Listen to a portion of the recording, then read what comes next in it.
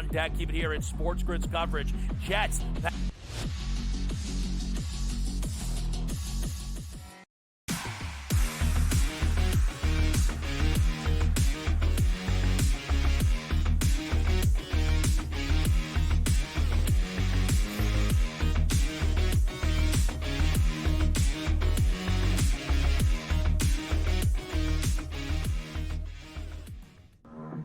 Welcome into Pro Football Today, the post-game show with myself, Kasey Hudson, and Tom Vecchio. And if you guys did not stick around for the second half, just so you know, Jets pull it off. Aaron Rodgers continued to perform. He did well pass over 200 passing yards, that is. And they walk away with this one 24-3. New England Patriots did end up putting in Drake May, but we've got a lot to unpack with this because we have some debates going on whether or not Drake May should have even gone in, what we saw out of Brissett, what we saw out of the Patriots defense, and most importantly, what we saw out of Aaron Rodgers and company. So, Tom, I'm hoping that you have a better evaluation of this game than most, and also how your betting card withstood such a, well, uninteresting game, in my opinion.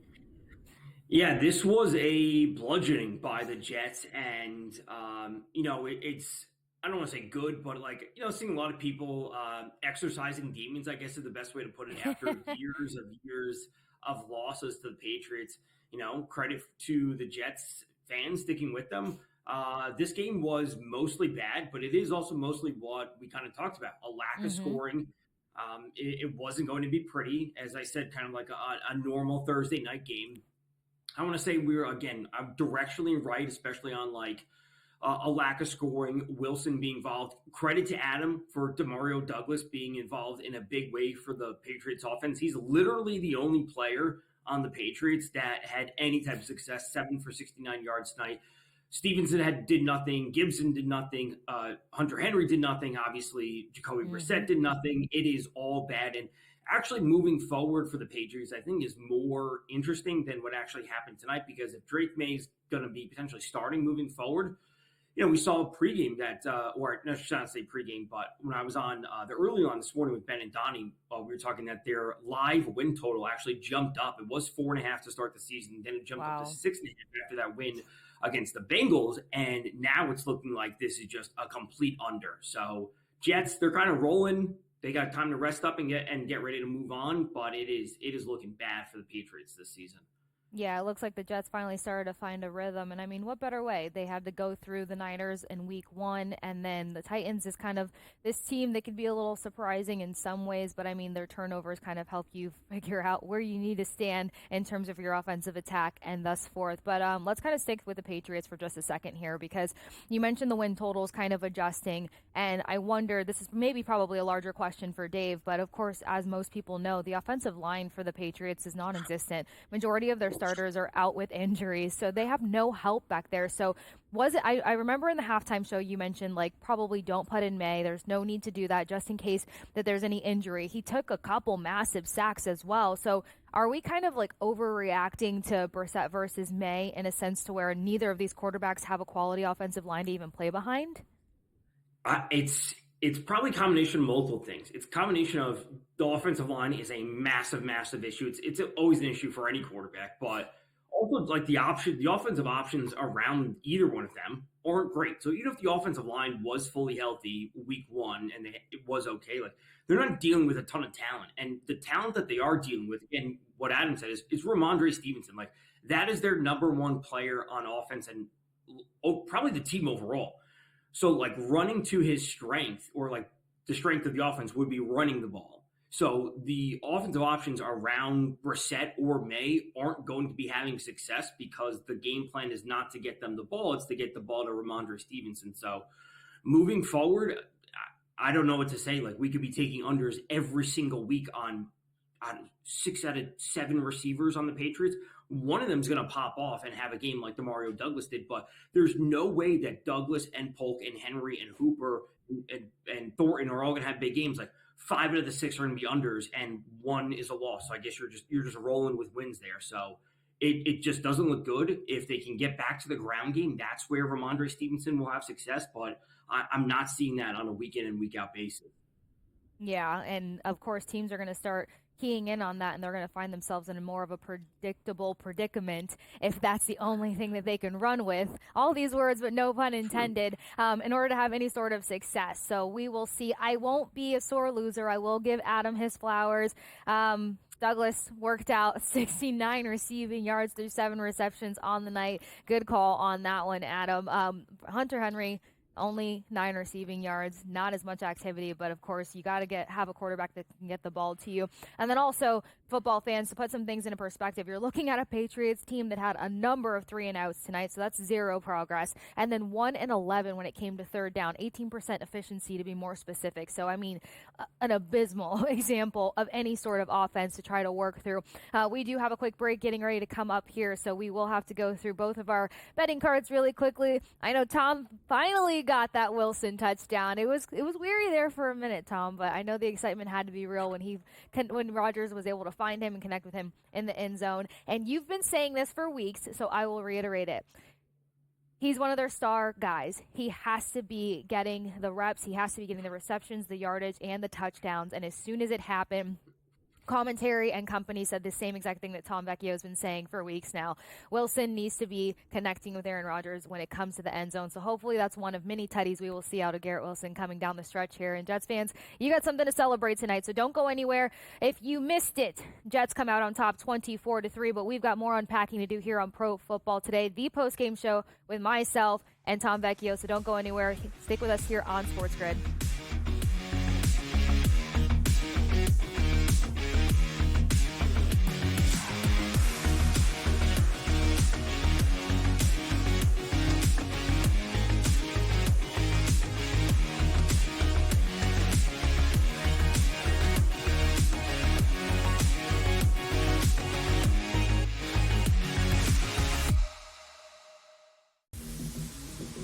Ravens starting their season 0-2, and I mean the numbers and what the market had eyeing this team heading into this season is probably almost up in flames at this point. Their last however many games being down 10 plus points in the fourth quarter, inability to close out, getting picked apart by what is largely considered a below average quarterback with a below average receiving core. Pro Football Today, only on SportsGrid. The sharpest football contest show in the land, the Las Vegas Football Contest Show, focuses on Circus Sports Million, Circus Survivor, and the Westgate Super Contest, handicapping the games and releasing our contest picks every week of the season. With 2 former Super Contest winners, Brady Cannon and James Salinas, a former NFL player, Mike Pritchard, and over $1 million in contest prize money won combined, the Las Vegas Football Contest Show will have you prepared this season like none other. There is going to be an energy to game time decisions that you will feel night in and night out. We're going to go through every single thing, and I've got a great team behind me that's going to help me get the job done. I want this to be the place that people come to. We are going to hit every single one of those markets that you need to know about. There is not going to be a better place, I promise you, than Game Time Decisions. We will have everything at our disposal, and we will use that to our advantage. I'm Kevin Walsh. Tune into Game Time Decisions from 6 to 8 p.m. Eastern on SportsGrid. Talk about your freshman year at Alabama and even the redshirt year that got you ready to perform at the highest level. You had to learn a lot about humility, about being patient to play at Alabama, and you still knew that you're going to have a shot to win a championship every year. And so that's the line. And so I think that's what's really missing with today's football. You got NIL, you got social media. The Early Line, only on SportsGrid.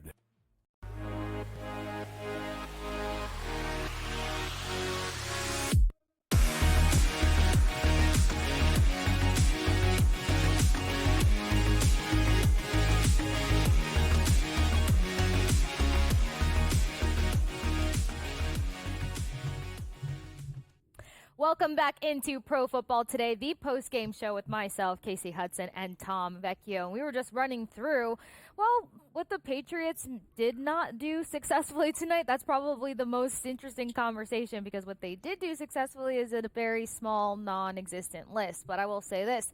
Jets do come out on top 24-3. Drake May gets his first action in the NFL. And if there's one piece of luck that I had on my betting card tonight, it's the fact that Jacoby Brissett having anywhere near 27.5 attempts at anything was just wild, and he came in at 18. So I was able to at least secure that. Hall and Stevenson for a first tutty. That did not come about because Lazard had himself a game tonight and completely went off. And when it comes to the rushing yards, we're not even going to talk about it. We're not even going to touch it. We're just going to throw it to Tom because Tom's going to help us break down the quality that we saw out of the Jets tonight, outside of some question marks around play calling and time management at the end of the second quarter. But, it's a conversation that we don't have to go too far into. But what did you see out of the Jets tonight, Tom?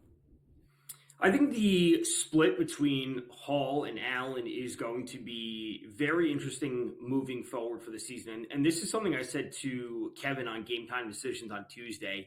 The role of Braylon Allen is largely undefined. It's becoming more clear as the weeks go on, but, they have these receivers. We know that Mike Williams coming back from injury, so you think they would want to get him more involved. We have Breece Hall, who's a clear number one running back, top tier running back in the league. Braylon Allen, they bring him in, and, he's a rookie. He's got this hype. The unknown factor we have is, if I said this to Kevin, is what if Aaron Rodgers really likes Braylon Allen? And Rodgers is going to Robert Saleh and saying, I want Braylon on the field more. His props are really low. So moving forward, I think there are times that Braylon Allen's going to have 60 or 70 combined yards. And there's also going to be games where he maybe has 20 combined yards. I think his range of outcomes are going to be really, really wide because there are games that Breece Hall is going to do everything. And then there's going to be games tonight where we're seeing Braylon Allen at 55 yards in the rushing game. And he adds in, a few catches here with 13 receiving yards. So him having over 60 yards is very possible, but there's on the other side, we have to be careful. Some games he's going to fall short. So I think just the split is interesting because I think it presents a lot of opportunity. So when we have balance with Garrett Wilson, with Mike Williams coming along, with Allen Lazard, we throw in this mix of a two-headed backfield. There's a lot of options in the Jets offense. Yeah, and I'm glad that you actually pointed out Braylon Allen because a number of things. What Aaron Rodgers wants, Aaron Rodgers will get. So if he is leaning towards him by any means, that is going to pan out. And then in Aaron Rodgers' mind, you've got a guy who can lower his shoulder, probably get a couple extra of those yardages that he's looking for. Not to say that Breece Hall doesn't do that, but again, it just comes down to the favoritism of Rodgers. Where Breece Hall does come in handy, though, is a number of people had him for over 25.5 receiving yards. He landed at 29 receiving yards on the night. So that could be the angle that you probably gauge from here on out. Either combining the rush and receiving yards as long as it's under 70, more likely, or just kind of taking a gamble when it comes to Braylon Allen. But I think that you make a mega point there. Aaron Rodgers is going to get what he wants, and if Allen feels like the most inconspicuous play that can get the yardage for them, that can get them downfield, that's where Rodgers is going to lean towards, and Breece Hall could be either or, and that's going to throw a lot of wrenches in the rushing yard prop. I know that they did that tonight. Right, because Hall, I believe Hall's rushing prop, when we did the head-to-head, his rush prop was, 63.5? Mm-hmm. So my point being is that Breece Hall went 16 for 54 tonight. So Hall hits the under, and you would think, what was he, 63.5 and 32.5. Braylon Allen comes and took that usage and that production away from Breece Hall because maybe, again, Rodgers likes him and wants him on the field, and he's being productive. So long term, from a Jets perspective as a team, it's oh, hey, we have two running backs now. This is really good from a team level. But my point is that the actionable thing from the betting is we're going to have games where Breece Hall may not be effective, and it's not a fault of his own. It's because Braylon Allen's good. That's what it is. Yeah, and I love that. I love the jeopardy that is Aaron Rodgers, to say the least. I mean, to just sit and add the mental picture of where his head is at each week. But you know what? He's not an elite quarterback for no reason, and he does see the game from a quality IQ. We have to give Aaron Rodgers that day in and day out, no matter what you think about his attitude outside of it. So it is going to be interesting to gauge that.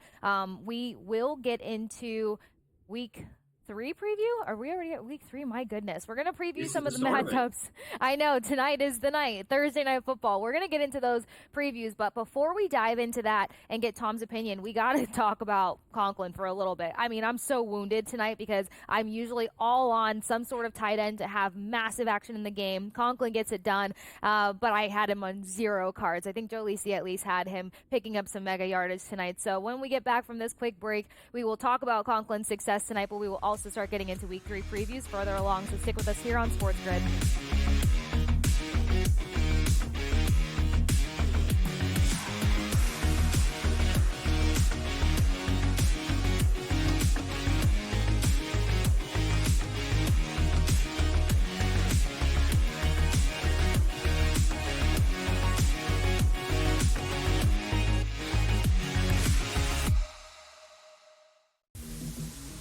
Ravens starting their season 0-2, and I mean the numbers and what the market had eyeing this team heading into this season is probably almost up in flames at this point. Their last however many games being down 10 plus points in the fourth quarter, inability to close out, getting picked apart by what is largely considered a below average quarterback with a below average receiving core. Pro Football Today, only on SportsGrid. The sharpest football contest show in the land, the Las Vegas Football Contest Show, focuses on Circus Sports Million, Circus Survivor, and the Westgate Super Contest, handicapping the games and releasing our contest picks every week of the season. With two former Super Contest winners, Brady Cannon and James Salinas, a former NFL player, Mike Pritchard, and over $1 million in contest prize money won combined, the Las Vegas Football Contest Show will have you prepared this season like none other. There is going to be an energy to game time decisions that you will feel night in and night out. We're going to go through every single thing, and I've got a great team behind me that's going to help me get the job done. I want this to be the place that people come to. We are going to hit every single one of those markets that you need to know about. There is not going to be a better place, I promise you, than Game Time Decisions. We will have everything at our disposal, and we will use that to our advantage. I'm Kevin Walsh. Tune into Game Time Decisions from 6 to 8 p.m. Eastern on SportsGrid. Talk about your freshman year at Alabama and even the redshirt year that got you ready to perform at the highest level. You had to learn a lot about humility, about being patient to play at Alabama, and you still knew that you're going to have a shot to win a championship every year. And so that's the line. And so I think that's what's really missing with today's football. You got NIL, you got social media. The Early Line, only on SportsGrid.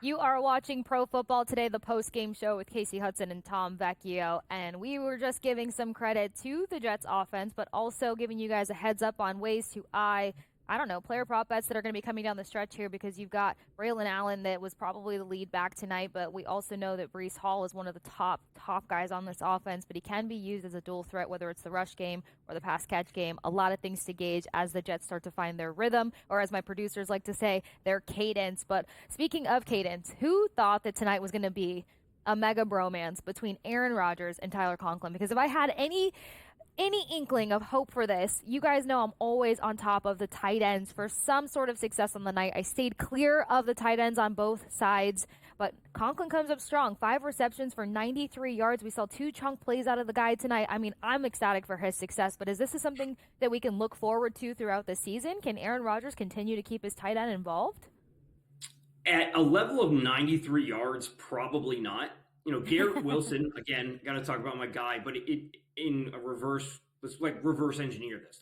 Garrett Wilson, 5 of 33 tonight, 5 receptions, 33 yards. He had 9 targets, which was the highest on the team. So if he brings in some of those extra targets, the yards will look a little bit different. So then if they make that extra play that Wilson catches, that's one extra catch that maybe doesn't go to Conklin. So can Rodgers sustain multiple wide receivers and a tight end and 2 running backs? Yes. Will it be at 93 yards per game? No. Will it be in the 30 to 50 range? Probably, especially if they can continue to be this efficient on offense. Rodgers was 27 of 35 for 281. So yes, Conklin will have big games. He will find his way into the end zone, but it won't be at 90 yards per game.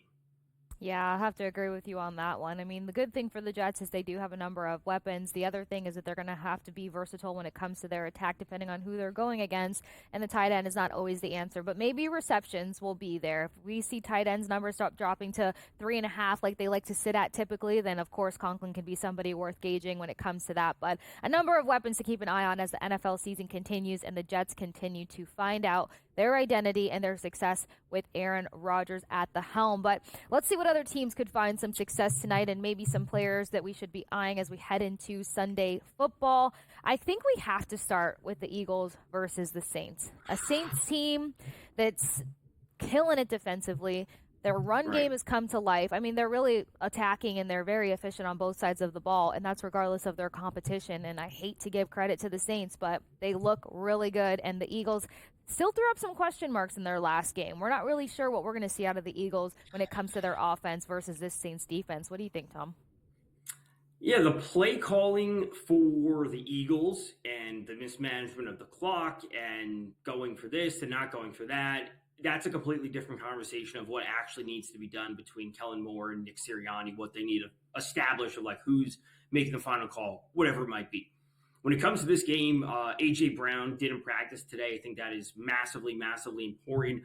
I think we should continue to look towards Chris Olave and Rashid Shaheed, both for the Saints. They're off to a great start. Olave does not have a touchdown. The Saints are flying on offense right now, but Chris Olave needs to find the end zone. So I'm going to be on him for a touchdown again. Quarterbacks keeping their star wide receivers happy. And if we're not going to be seeing A.J. Brown active, I think this has to be a Saquon Barkley combined rushing plus receiving.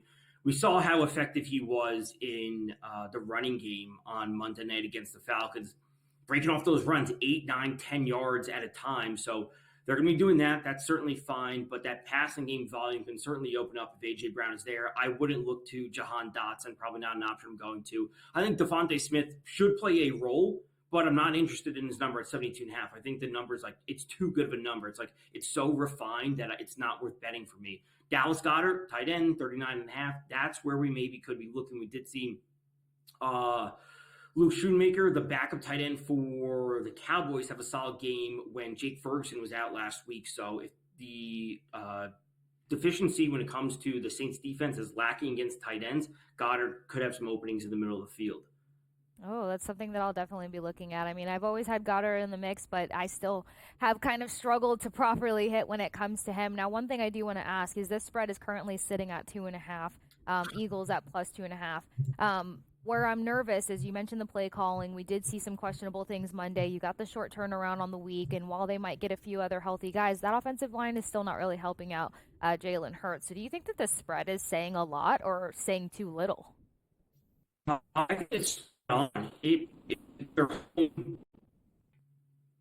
it's a tough place to play. Superdome, 2.5 points. If it settles at 2, I wouldn't be surprised. I'm not going to be in love with the spread for the game. I think under 49.5 is actually something a bit more interesting. I think that's banking on too much of the success that we've seen from the Saints. The Lions-Bucks was up at 51.5 in week 2, and like that is just a clear spot to bet the under for me. So I think the spread is fine. Maybe if it gets to 2 for the Saints, I would have a touch of interest there, but I think under 49.5 is probably the way to go. Eagles need to figure things out, I think, offensively and defensively, and if the Saints just stick to their game plan, I think they win this game. It may not be pretty, but I do think they win. All right. Well, we do have a lot of other interesting games to get to, and one that's kind of sticking out to me. It's not really being talked about much, Tom, but it's going to be the Jaguars taking on the Texans, and we've seen the Texans kind of live up to the expectation. Wait. What? Yeah, we have Texans Vikings. Jaguars Sorry. Texans, Vikings. This jumped ahead on me to a whole nother week. Okay, yes, let's get the rundown on the Texans because they are living up to expectations so far. Defense is starting to show more life than they were given credit for initially heading into this season. What do you like here? This game has a lot of notes, and a lot of them are massively, massively important. Justin Jefferson should be playing for the Vikings. We know that. That's a good thing. They're rolling. Sam Darnold looks great. He's being extremely efficient on offense. Joe Mixon did not practice yet again for the Texans today. Nico Collins did not practice. Apparently that one may not be as serious, but the Joe Mixon note is huge. Damian Pierce would be the backup running back for the Texans. Cam Akers would also be potentially involved in the running game for the Texans. But if that is going to be inefficient overall, this is going to be a passing game. And as I said on Sunday night, when we did team, so Collins isn't a full. This is intense. Tom, I think we're losing your connection a little bit there, so we're going to pivot for just a second. But as I mentioned, or as I mistakenly mentioned earlier, we do have the Houston Texans taking on the Minnesota Vikings. This is another spread coming in at 2.5. And as Tom was breaking down, there's some question marks with health on the Texans roster, but we've talked about it here on SportsGrid a number of times. They have so many weapons to go to, so this could be probably a big game for Stephon Diggs. We've seen him be a leader on the sidelines, more importantly, but we've also seen him come in where it counts and to help out his team. He's a guy that can get in on the red zone. I've said it here beforehand. I mean, within the 15-yard line, he's got an 80% target rate, so that might have to be C.J. Stroud's guy. But again, they do have other guys when it comes to getting work done on the ground. So if Mixon is banged up, or they kind of want to reserve him and make sure that his health is maintained and not overwork him and front load him in the front of the season, then they can switch things up and get other guys involved. I mean, we saw we saw Akers be able to get in on the rush game for the Texans. I think that Tom was starting to talk about that. And then most importantly, C.J. Stroud's not afraid to use his legs here and there. We don't want to see that quite often, but we have seen a few games when he's been able to pick up quality yardage rush-wise. Collins goes down, Diggs steps up. You also have Dalton Schultz, and then you've got a few other guys on the charts here. And then we've seen hit or miss performance, not hit or miss performances, but utilization is a better word for it, out of Tank Dell. We know that he could be used on the ground as well as through the air, so it's going to be interesting to see how the Texans utilize this. But I think when it comes down to play calling, they have options regardless of injuries. And as I mentioned with Tom, before anything else, their defense is starting to show another level of life that they were not getting credit for heading into this season. So hopefully we'll have Tom back on the other side of this quick break we've got coming up, because we do have to figure out how are the Vikings going to go with this, especially if they have Justin Jefferson back. But even if he's not in the mix, this team has been so efficient, and it starts from the head. That's with their head coach. That's with the play caller. And it's going to be exciting to see what we see out of this game between the Texans and the Vikings. So don't go anywhere. Stick with us here on SportsGrid TV.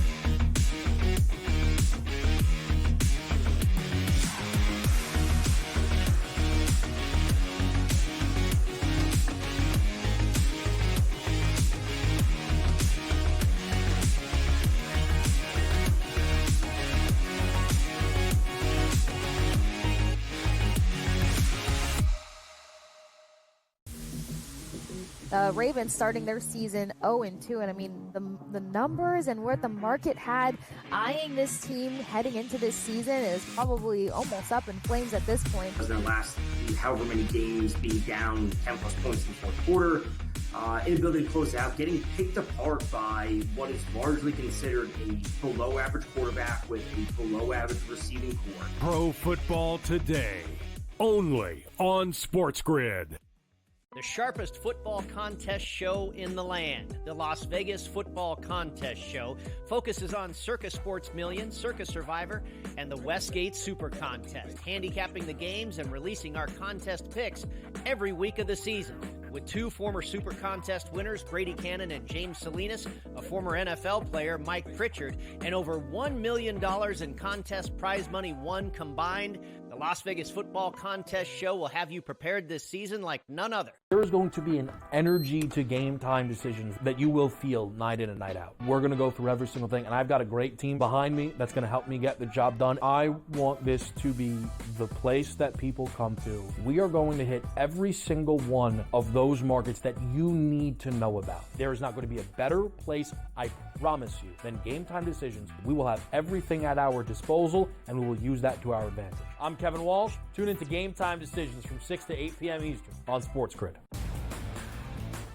Talk about your freshman year at Alabama and even the redshirt year that got you ready to perform at the highest level. You had to learn a lot about humility, about being patient to play at Alabama, and you still knew that you're going to have a shot to win a championship every year. And so that's the line. And so I think that's what's really missing with today's football. You got NIL, you got social media. The Early Line, only on SportsGrid.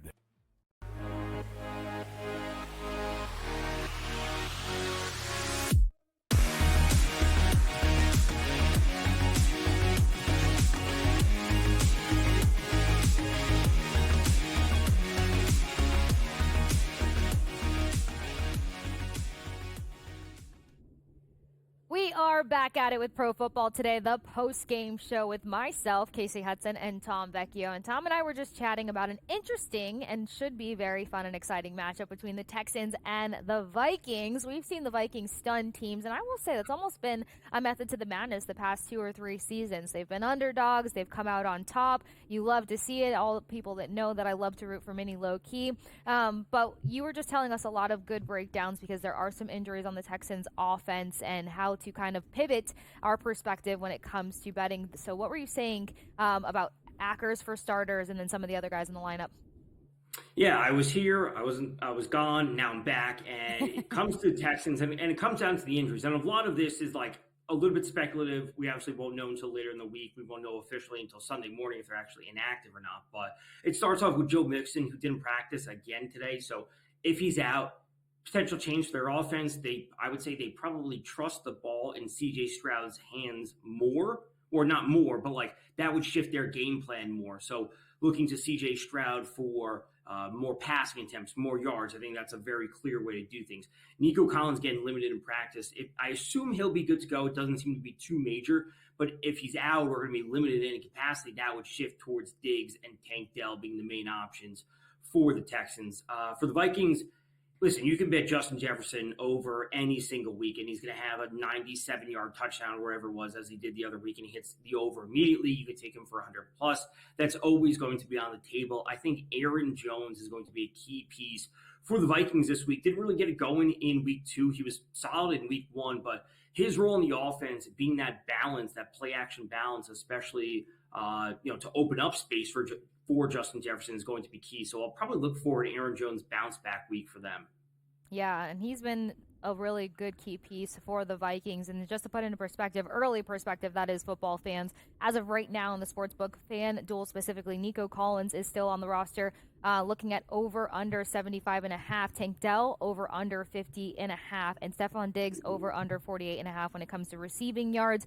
And that's jumped up for Stephon Diggs, obviously because of the implications that could possibly take place with the injuries. When it comes to the rush yards, Aaron Jones is sitting at 48.5 over under. Then you got Ty Chandler over 36.5. Sam Darnold himself, 13.5. I mean, I would maybe look at that because we know Sam Darnold likes to try to take off at his moments. And then you got CJ Stroud over 6.5, which I mentioned to you guys before the break. Probably something I would look at just for funsies. So a couple of things to keep in mind as we work through the slate. Another game coming up on Sunday, Packers, Titans. How do we gauge this one? Some people have not the best things to say when it comes to Williams. Other people think that, I don't even know. I don't want to get into everything that everybody thinks. I want to pick your brain on this one, Tom. Yeah, it is really, really tough because we have this news from Jordan Love, or not from him, but about Jordan Love 2 weeks ago. Oh, Jordan Love's going to be out for 3 to 4 weeks, and that's the recovery time. They don't want to put him on IR. He may be able to come back early. Then last week, Matt LaFleur says, he could play on Sunday and he's going to be doubtful. Now he's practicing this week. And he's practicing, and they're saying he's a game-time decision on Sunday. So this line is going to shift massively if Jordan Love is able to go. If he's able to go, will he be 100%? I'm going to say no. I think it's safe to assume that he's not going to be 100%. Does this shift things to, again, be a big Josh Jacobs week, which is something I said leading to the game versus Indy. This had to be a big Josh Jacobs week because Malik Willis is not a quarterback that they're going to let air the ball out 30 times. So even if Jordan Love plays, the spread will change, the total will probably change, but it still puts Josh Jacobs in a good spot. So if they're going to be taking the ball out of Jordan Love's hands in essence to keep him safe, like they don't want him dropping back, they don't want him going through like these massive complex reads, there'll be some quick passes to guys. I think that is reasonable, but it's still a Josh Jacobs. Give him the ball 20 times and he'll run for 80 or 90 yards. Yeah, I think it's Josh Jacobs all day. And plus, I think it'd be really stupid to put Love in. It's the Titans, for crying out loud. If you can't game plan effectively versus the Titans and spare your quarterback that's coming off of injury, then that's a ridiculous situation in my personal opinion. Because after you believe what?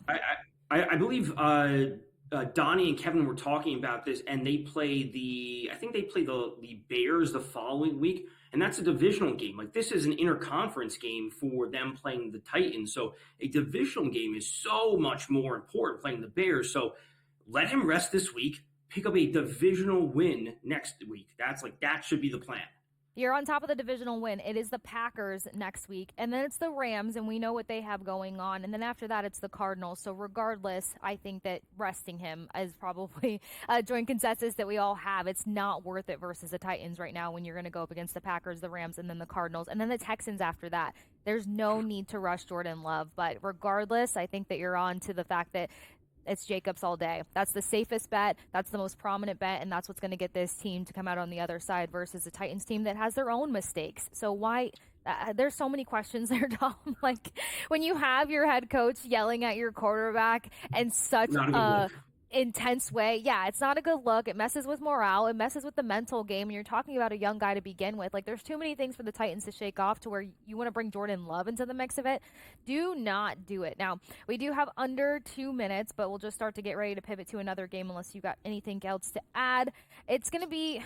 Look, I know you're probably going to hate this game, but Chargers-Steelers, we might as well just start with something here because there's probably not too much to get into. Yeah, I already have a take on this.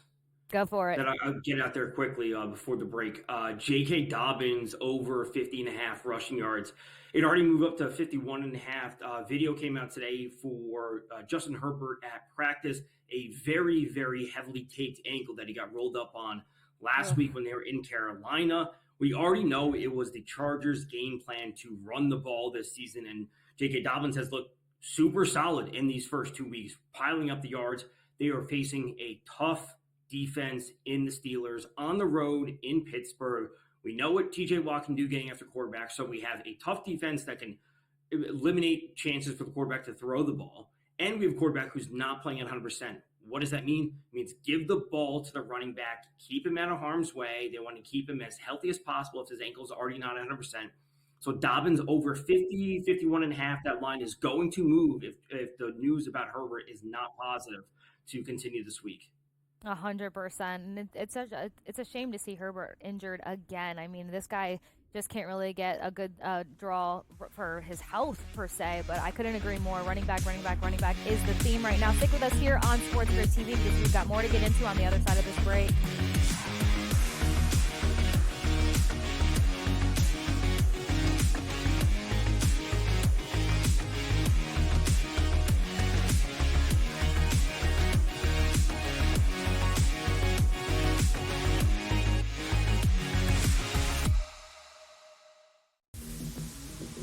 Ravens starting their season 0-2, and I mean the numbers and what the market had eyeing this team heading into this season is probably almost up in flames at this point. Their last however many games being down 10 plus points in the fourth quarter, inability to close out, getting picked apart by what is largely considered a below average quarterback with a below average receiving core. Pro Football Today, only on SportsGrid.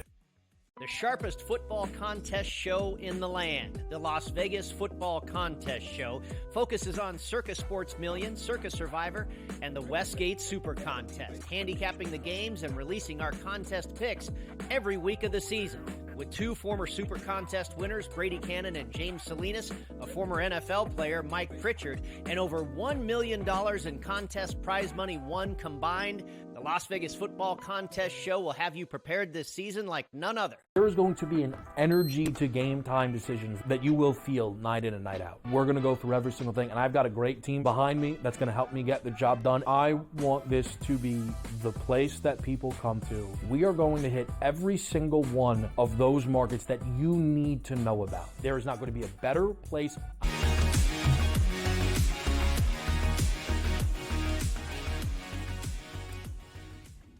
Welcome back into Pro Football Today, the post-game show with Kasey Hudson and Tom Vecchio. And we were just breaking down, well, basically, injured quarterbacks who need to rely on their run game and maybe a different approach here. We've got two healthy quarterbacks, thankfully, as we talk about the Lions versus the Cardinals. Cardinals who put up a massive 41-10 performance versus the Rams last week, seeing a lot out of Kyler Murray, but most importantly, James Conner just living up to the expectation, the hype, and the effectiveness. But it's also rookie Marvin Harrison Jr., 130 receiving yards last week. So what are we going to see versus a Lions team that actually wants to bounce back and get back in the W column this weekend?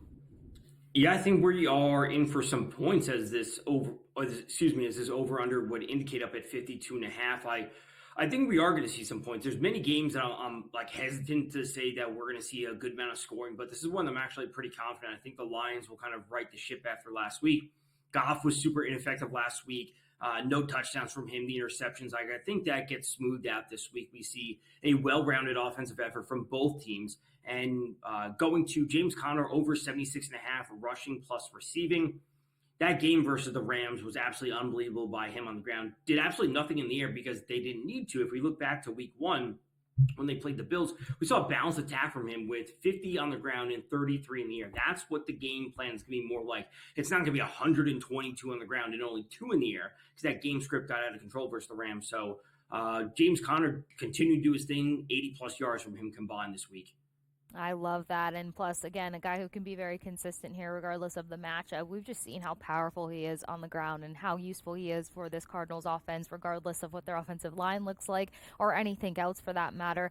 You mentioned the lines, though, and we mentioned Jared Goff. What can we probably expect in terms of probably passing yards when it comes to Goff? Because we know that the guy can air out the ball. We know that there was little reservation in the attack versus the Bucs, but how much more can he air out the ball versus the Cardinals team? Because we saw them do well with managing a few quarterbacks, at least in the first quarter. I'm not going to get crazy here. Yeah, I think if, we're going to be expecting a fully healthy Lions offense, Amon-Ra St. Brown should be good to go. I think we're going to see what we saw from the Bills, specifically in the second half of week 1, where Josh Allen kind of had things figured out. There's just too many options when it comes to the Lions offense. When they have Gibbs and Montgomery coming out of the backfield, Laporta at tight end, we have Amon-Ra St. Brown, and then we have Jameson Williams going over the top. This is a full-on Lions game. They struggled in the first 2 weeks, like all things considered, compared to where they were last year. I think it's all systems go for the Lions this week. Absolutely. Now, a team that needs to be all systems go, actually 2 teams for that matter. We need to see efficient performances out of the Ravens as well as the Cowboys. Both of these teams are in the hot seat pertaining to their performance at the start of this season, and fans don't really know what to be hopeful for in this sense or really what to expect. I mean, we can't really say who has a defensive edge here because we've seen 2 different games out of both of these teams through 2 weeks. So how do we even start approaching this one? Oh, this game is really tough. And it's tough from a prop perspective. It is tough from a future perspective. I think the line is perfect. Like I said briefly on Sunday, we are looking at the Ravens being 0-3 or the Cowboys being 1-2, and this throws a wrench into so many of people's futures. You're on the Ravens 0-3. You got to start wondering if they're going to make the playoffs. I still think they are a phenomenal team. So I would side with the Ravens. I am very hesitant to go to Derrick Henry props this week. I think this has to be more of a passing game, which puts me to big game for Zay Flowers. And Mark Andrews has got to get the ball rolling. We need to see the top tight end that it is. So, and if it's not going to be Mark Andrews, that's where Isaiah Likely, who had a very slow week 2, has to rekindle some of that performance that we saw in week 1. So Flowers, Andrews, and Likely in that order of who I'm going to be targeting for the Rams. On the other side, from the Ravens. For the Cowboys, it has to be a CeeDee Lamb game. They paid him all this money. They paid Dak all this money. They have to connect. They have to get that offense going. I think we're going to see what Rice did in week 1 from the Chiefs. I think that's the kind of performance we're going to see from CeeDee Lamb this week. Yeah, I couldn't agree more. And plus, we know that he's the guy who's going to get it done because his attitude might really light him up. He does not like embarrassing performances. He does not like when his team doesn't figure out how to show up. But those big connections, he still finds a way to make those things happen. Something else, when you mentioned Henry maybe not being as involved this week, that's usually where I look at Lamar Jackson to pick up some rushing yards. I mean, he gets in those moments where he just gets tunnel vision and tries to go for it. Right now, those rushing yards are sitting at 53.5, so maybe something to tackle today or tomorrow as we gear into Sunday. But guys, that's a wrap from myself, Kasey Hudson, and Tom Vecchio. We were so excited to hang out with y'all all day, from the pregame party to halftime to the postgame show. We got a lot more football coming up, and you got a lot more coming out of me and Tom this Sunday, so make sure you join us here on SportsGrid TV. Everybody have a fabulous night and weekend.